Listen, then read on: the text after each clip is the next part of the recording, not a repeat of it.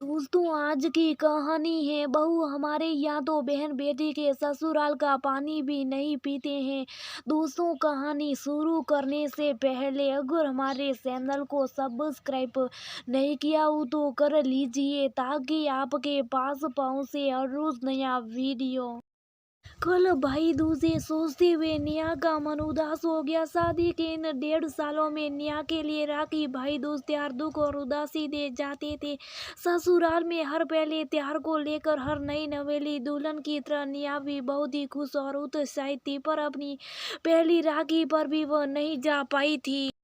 उसने पहली बार ये महसूस किया कि शादी के बाद एक औरत के लिए ससुराल की जिम्मेदारी और कर्तव्य हमेशा पहले आधे। मायका कभी पराया नहीं होता, पर ससुराल में जाने अनजाने रिवाजों और परंपरा मायके को पराया सा एहसास करा देते हैं। राखी और भाई दूज पर ससुरी बुआ सासी जी सब परिवार आई थी। दोनों बहुओं की कितनी तारीफ कर रही थी और बुआ जी और उनकी बहुओं के बीच भी कितने अपनेपन का रिश्ता था। खाना खाकर दोनों बहुएं अपने पति के साथ अपने अपने मायके चली गई थी। नेहा का मायका शहर से लगभग 2 घंटों की दूरी पर दूसरे शहर में था, पर शादी के बाद उसे महसूस हुआ कि मायका शायद बहुत ही ज्यादा दूर हो गया था। पूरा दिन मेहमानों की आभगत और तैयारियों में निकल गया था। मेहमानों की वजह से ना खुद जा पाई थी, ना भाई भाभी को बुला पाई थी। अगले दिन ही भाई भाभी मिठाई और तोहफे लेकर आए थे। जब नेहा ने अपने भाभी को दोपहर खाने के लिए रोका तो सासू जी ने इशारे से रसोई में बुलाया। बहू, पापा जी नाराज होंगे, हमारे यहाँ तो बहन बेटी के ससुराल का पानी भी नहीं पीते। नेहा हंसी से सोख गई थी, फिर चुपके से भाभी को थोड़ा समझा पाई थी और भाई भाभी वापस चले गए थे। कितना बुरा लगा होगा उन्हें सोचकर। नेहा की आंखों में आंसू आ गए थे। ससुर जी के कोई बहन नहीं थी। ससुरी बहनी राखी और भाई दूज पर अपने परिवार सहित आ जाया करती थी। नेहा के पति समीर के भी कोई बहन नहीं थी। नेहा को ज्यादा आश्चर्य नहीं हुआ। जिस परिवार में बेटी या बहन नहीं होती उस परिवार के लोगों को एक बेटी और एक बहन के दिल और उसके दर्द का एहसास भी नहीं होता है। सासू जी तो शाम को समीर के साथ अपने भैया भाभी के यहाँ चली जाती थी। रात को दोनों खा पी कर लौटते। नेहा को ससुर जी की वजह से रुकना पड़ता। सासू जी को भी अपनी बहू के दर्द का एहसास नहीं हुआ। नेहा ने सोचा इस बार तो शायद भैया भाभी भी दोबारा यहाँ नहीं आएंगे, और वो भी किस मुंह से अपने भाई भाभी को यहाँ बुलाए। क्या मायका सिर्फ तोहफे देने या ससुराल की रिश्तेदारियां निभाने के लिए होता है? नेहा ने सोचा समीर भी उसका दर्द नहीं समझ पाता था। बहन जो नहीं थी उसकी मेरे भैया और मम्मी पापा कितने अच्छे, कभी भाभी को रीति रिवाजों के नाम पर बांधते नहीं है। भाभी कितनी खुशी खुशी हमेशा भैया के साथ राखी और भाई दूज पर अपने घर जाती हैं। कभी उनके भैया भाभी नहीं दूज पर आ जाते, फिर कितनी मस्ती से सब साथ में खाते बातें करते हैं। के मम्मी पापा और भैया भाभी भी बेशक बेटी के ससुराल आते हर त्योहार हंसी खुशी अपनेपन से मनाते। सब भाभी को भी अपने ससुराल में प्यार अपनापन और उनके मायके वालों की भी सम्मान मिलता तो वह भी दिल से अपने ससुराल वालों को प्यार और सम्मान देती। मैंने भी तो यही चाहा था कि मेरे ससुराल वाले मेरे मायके वालों को बस थोड़ा सा मान और अपनापन दे तो शायद मैं भी दिल से और भी ज्यादा ससुराल से जुड़ पाती। एक औरत की मुश्किलें तब और बढ़ जाती है जब पति भी उसका साथ नहीं देता। नेहा ने ये सोचते हुए एक निर्णय लिया। समीर, मैं कल सुबह खाने की तैयारी करके 10 बजे की बस से मायके निकल जाऊंगी। तुम तो वैसे भी साथ नहीं जाओगे। भैया भाभी को भी मैं नहीं बुलाऊंगी क्योंकि तुम्हारे यहाँ तो बहन बेटी के ससुराल का पानी भी नहीं पीते हैं।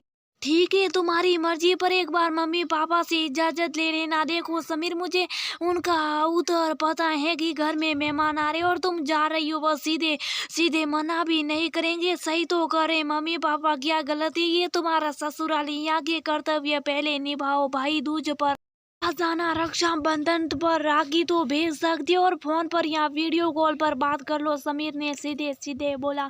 हमारी बुआ जी भी तो आती है ना, और मम्मी जी भी तो अपने मायके जाती है। नेहा ने कहा मम्मी बुआ जी के जाने के बाद जाती है और उनका मायका भी इसी शहर में। कहते हुए समीर कमरे से बाहर चला गया। नेहा एक बार फिर से उदास होकर बैठ गई। ससुराल में अक्सर एक लड़की को ऐसे परिस्थितियों का सामना करना पड़ता है। समय बदलता पर यदि ससुराल वालों के विचार नजरिया ना बदले तो फिर एक बहू को ही बदलना पड़ता। अगले दिन नेहा ने सुबह जल्दी उठकर सभी तैयारियां पूरी कर ली। दोपहर को बुआ जी सब परिवार ही खाना खाते हुए हमेशा की तरह अपनी बहुओं की तारीफ कर रही थी। बुआ जी, आप जैसी सासू जी नसीब वालों को मिलती है। आप कितना ख्याल रखती है अपनी बहुओं का, उनको प्यार अपनापन देती है, उनके दिल को समझती है, इसलिए वे भी आपको उतना ही मान सम्मान देती है। राखी और भाई दूज पर भी दोनों जेठानी जी जेठ जी के साथ अपने घर जा पाती है। निया ने अपनी बुआ सास की तारीफ करते हुए कहा, बिल्कुल सही कहा बहू, कहते हैं ना, जैसे बोओगे वैसा काटेंगे, जैसा दोगे वैसा पाओगे। सास बहू का रिश्ता ऐसा, मैं नहीं कहती कि बहू को बेटी बनाओ, पर एक बार माँ के नजरिए से देखो तो बहू में भी बेटी नजर आएगी। तब सास बहू दोनों एक दूसरे के दिल की बातें भी खुद ब खुद समझ जाएगी। मैं भी तो अपने भाई के यहाँ पर आती हूँ, मेरी बहुएं भी मेरे साथ आती, यहाँ पर वे हंसी खुशी रहती और फिर खुशी से अपने मायके भी अपने पति के साथ जाती, और जब मायके से लौटती हैं तो पता नहीं मायके में क्या बात है कि मेरी बहू मेरी बेटियां बनकर वापस लौटती और लाती है दुगना प्यार, दुगना अपनापन, दुगना मान। निया के सास ससुर समीर बुआ जी की बातें सुन रहे थे। बहू, तुम पिछली बार भी अपने मायके नहीं गई थी, अपने भैया भाभी को यहीं बुला लो, साथ में खाना खाएंगे। फूफा जी ने हंसते हुए कहा। निया ने ससुर जी की तरफ देखते हुए सिर झुका लिया।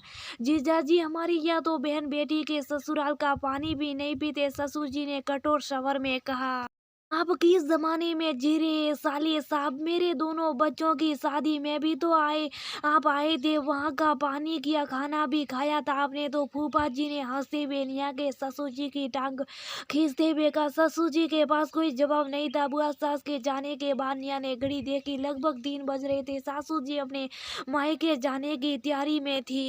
मम्मी जी, मैं टैक्सी से अपने मायके जा रही हूँ, रात को भैया छोड़ देंगे या फिर मैं शायद कल बस से वापस लौटूं। निया ने कहा, तू टैक्सी से अकेली इतनी दूर जाएगी? सासू ने आश्चर्य से पूछा। नहीं नहीं, कोई उसने सोच जाए तो नहीं, मैं तुझे नहीं भेजूंगी, तू हमारी जिम्मेदारी है, सासू जी ने मना करते हुए कहा। निया ने अपनी आंखें बंद करके मुठिया भींची, अपने कमरे में अपना पर्स उठाया। आज ये निया के लिए वही समय था जब कोई साथ नहीं दे तो खुद का सहारा खुद ही बनना पड़ता। पर्स लेकर निया बाहर आई। समीर, अगर तुम्हारी कभी बहन होती तो शायद तुम मुझे समझ पाते, पर एक पति के नजरिए से सोचना, क्या तुम सही हो? हाँ मम्मी जी, आप भी किसी की बेटी और बहन है, उस नजरिए से सोचिए, खुद को मेरी जगह रखकर बताइए कि आप सही है। कहकर निया टैक्सी में बैठ गई, क्योंकि उसे पता था सासू जी का एक ही जवाब होगा, हमेशा की तरह, हमने भी तो किया था, तो तुम्हें क्या परेशानी है? निया के आंखों में आंसू थे, आंसू रोकने की कोशिश की पर आंसू सलक ही आए।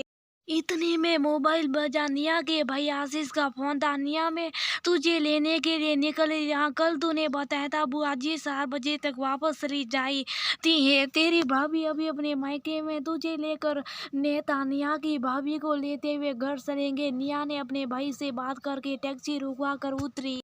पीछे पिछोला झील का सुंदर नजारा था। सूरज की किरणें लहरों पर चांदी सी चमक रही थी। ठंडी हवा निया के तन मन को शीतल कर रही थी। आज निया के दिल में सुकून था। आज निया ने खुद के लिए बहुत हिम्मत जुटाई थी, अपनी बात रखी थी, आगे बढ़कर अपनी जिंदगी के लिए एक निर्णय लिया था। बहुत मुश्किल समय था, पर अगर आज अपने लिए खड़ी नहीं होती तो शायद जिंदगी भर दोबारा हिम्मत नहीं कर पाती, अपना नसीब मान कर ऐसी सब चलने देती। तभी एक कार आकर रुकी। निया आश्चर्य से देखा। समीर कार से बाहर आया। सॉरी निया, मैं तुम्हारा साथ नहीं दे पाया था, तुम्हें समझ नहीं पाया था, मुझे माफ करोगी? माँ भी सब काफी शर्मिंदा थी, उन्होंने कभी एक बेटी और बहन की नजर से सोचा ही नहीं था। मेरे दादा दादी और पापा की वजह से माँ जिंदगी भर खुद के लिए बोल नहीं पाई, कोई निर्णय न ले पाई। जब सास बनी तो जाने अनजाने मेरी दादी के जैसे सास बन गया। आज तुम्हारी और बुआ जी की बातों ने मेरी और माँ की आंखें खोल दी। पापा भी धीरे धीरे समझ जाएंगे। आशीष भैया को मैंने अभी फोन करके यहाँ आने को मना कर दिया, चलो हम दोनों मेरे ससुराल चलते। तुम्हारी अब से राखी और भाई दूज मेरे ससुराल में मनेगा। तुम्हारे भैया भाभी और मेरे सास ससुर भी मेरे मायके में सामान सहित जल्दी आएंगे। समीर ने हंसते हुए कहा। तुम्हारा ससुराल तुम्हारे मायके में? निया ने हंसते हुए पूछा। आज भाई दूज पर निया को उसके हिस्से की खुशियां मिल गई थी। दोस्तों, राखी और भाई दूज भाई बहन के प्यार और मिठास का त्योहार है। हर बहू और भाभी किसी की बहन भी होती है, क्यों ना उसके हिस्से की खुशी और मान उसे भी दिया जाए। पुराने रीति रिवाजों को समय के साथ बदला जाए। आज हर औरत शिक्षित होती है, समझदार होती है। पुराने रीति रिवाज, परंपरा और नए जमाने की सोच के बीच समन्वय बनाकर चलती है। हर औरत को खुद के लिए कई बार बोलना और खड़े होना जरूरी होता है। अगर आप सच में सही हो तो बेशक खुद के लिए निर्णय लो, खड़े हो, बिना किसी अपेक्षा के लिए कोई आपको समझेगा या सहारा देगा। ससुराल वालों की भी समय के साथ अपने नजरिए और विश्वासों में बदलाव लाना चाहिए। पति को भी अपनी पत्नी का साथ देना चाहिए, तभी वे दोनों एक दूसरे के ससुराल में हंसी खुशी खा पी सकेंगे, सहन कर रह सकेंगे। तब कोई नहीं कहेगा कि बहू हमारे यहाँ तो बहन बेटी के ससुराल का पानी भी नहीं पीती।